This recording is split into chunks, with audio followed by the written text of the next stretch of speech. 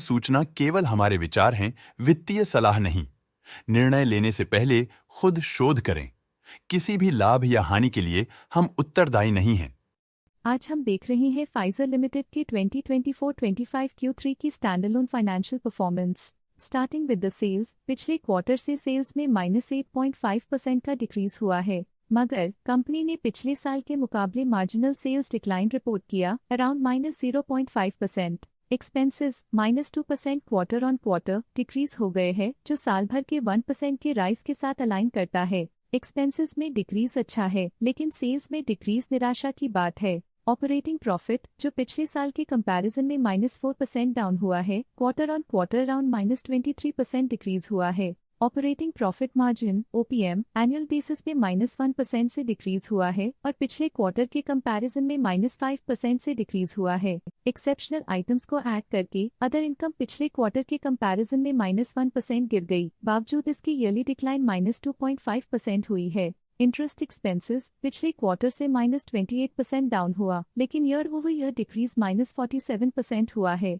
Depreciation costs में quarterly -1% का decline देखने को मिला और ईयरली बेसिस पे -16% का डिक्रीज देखा गया। Profit before tax annually -2% decrease हुआ, लेकिन प्रीसीडिंग क्वार्टर से -20% डिक्रीज हुआ है। इस साल कंपनी ने 26% टैक्स पे किया और क्वार्टरली कंपनी ने 26% टैक्स पे किया है। नेट प्रॉफिट ने ईयर ऑन ईयर -2% का डिक्लाइन दिखाया, लेकिन लास्ट क्वार्टर से -19.5% का कंट्रैक्शन हुआ है। इस क्वार्टर के दौरान कंपनी का परफॉर्मेंस इतना अच्छा नहीं रहा।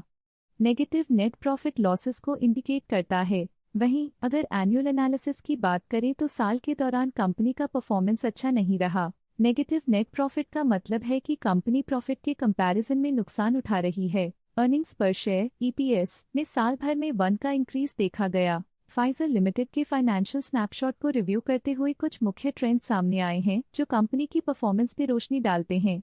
दिसंबर 2021 से दिसंबर 2024 तक फाइजर लिमिटेड की फाइनेंशियल जर्नी में सबसे पहले बात करते हैं सेल्स की। इस साल सेल्स में 1% की वृद्धि हुई है और पिछले 4 सालों में -14% की गिरावट हुई है, जो हाल ही में सुधार को दर्शाता है। लगातार 2 साल की गिरावट के बाद इस साल सेल्स में वृद्धि हुई है, जो मार्केट कंडीशंस में सुधार का संकेत देता है। अब बात करते हैं एक्सपेंसेस की। इस साल एक्सपेंसेस -3% घट गए हैं और पिछले 4 सालों में -14% की कमी आई है। इस साल सेल्स और एक्सपेंसेस एक साथ बढ़ रहे हैं, जो बैलेंस्ड ऑपरेशनल अप्रोच को दर्शाता है। इस साल ऑपरेटिंग प्रॉफिट में 10% की बढ़ोतरी हुई और पिछले 4 सालों में -13% की गिरावट हुई है। लगातार 2 साल की गिरावट के बाद इस साल ऑपरेटिंग प्रॉफिट बढ़ा है, जो ऑपरेशनल रणनीतियों में सुधार को दर्शाता है। नेट प्रॉफिट का सफर ऊपर की ओर चल पड़ा है। इस साल 22.5% की चढ़ाई के साथ पिछले 4 सालों में 5% की शानदार वृद्धि हुई है। पिछले साल की सेटबैक के बाद नेट प्रॉफिट में सुधार हुआ है, जो मार्केट ऑपरेशंस में संभव रिकवरी और अडेप्टेबिलिटी को दर्शाता है।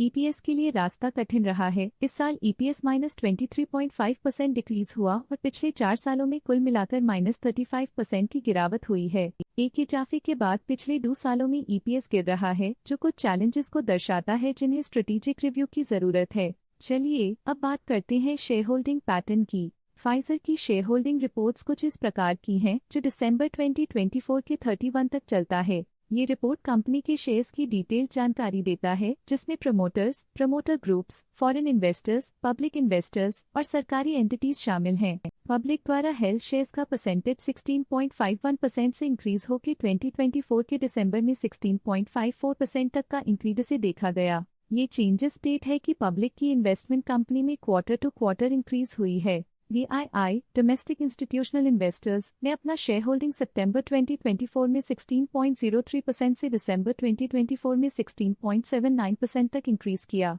ये बताता है कि डोमेस्टिक इंस्टीट्यूशंस ने कंपनी में अपना इंटरेस्ट 0.76% तक इंक्रीज किया है। फॉरेन इंस्टीट्यूशनल इन्वेस्टर्स के शेयर होल्डिंग में थोड़ा डिक्रीज आया 2024 के सितंबर से 2024 के दिसंबर में, जो दिखाता है कि फॉरेन इंस्टीट्यूशंस ने अपने स्टेक को क्वार्टर टू क्वार्टर -0.79 से डिक्रीज किया है, जिसे पता चलता है कि उन्होंने अपनी इन्वेस्टमेंट्स को पुल बैक किया है।